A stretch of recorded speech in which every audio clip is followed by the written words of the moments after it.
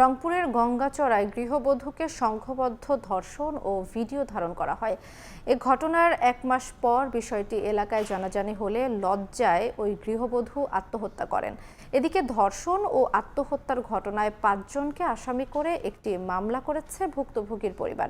Police বলছে এখন পর্যন্ত 1 জনকে গ্রেপ্তার করা হয়েছে। বাকি 4 আসামি গ্রেপ্তার সহ ধর্ষণের ভিডিও উদ্ধারের চেষ্টা চলছে। শাকিল মাহমুদের ক্যামেরায় আব্দুর রশিদ জীবনের রিপোর্ট।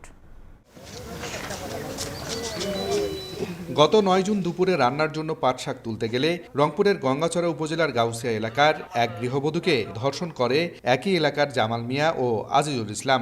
এ সময় মোবাইলে ধর্ষণের ভিডিও ধারণ করে জুয়েল মিয়া ও তারা মিয়া নামে অন্য 2 যুবক। এরপর থেকে চলতে থাকে ধর্ষণের ভিডিও প্রকাশের হুমকি। ছেলে দুইটা নাকি ভিডিও বানাইছে, ভিডিও বানিয়ে ব্ল্যাকমেল করতেই আছে, করছেও, ভয় দেখাইছে যে তোর শ্বশুরকেও জানাবো, তোর হাজবেন্ডের কাছেও ভিডিওটা যাবে। আমি আশা করি যে যারা এর সাথে জড়িত অতি দ্রুত জন্য তাদের শাস্তি হয়। বিষয়টি ওই গৃহবধূ শ্বশুরবাড়ির লোকজনদের জানালে সমস্যা সমাধানের জন্য 7 জুলাই সালিশি বৈঠক হয়। তবে শ্বশুরবাড়ির লোকজন ঘটনার দায় ওই গৃহবধূর উপরে চাপালে লোকলজ্জার ভয়ে ওই দিন রাতেই আত্মহত্যা করেন তিনি। তার শ্বশুর বা শ্বশুরি বা নননে অর্থায়ন করার পর পর 9টার পর সে মেয়ে আমাদের আত্মহত্যা করে। গরু ঘাস চলতে গেছিল, গরু আসে বাইত ঘাস চলতে গেছিল, ঘাস চলতে এই ঘটনাটা হয়ে গেল। এ ঘটনায় 9 জুলাই থানায় একটি মামলা করেন ভুক্তভোগীর পরিবার। পুলিশ বলছে আসামিদের দ্রুত গ্রেপ্তার করা সহ ধর্ষণের ভিডিও উদ্ধারে চেষ্টা চলছে।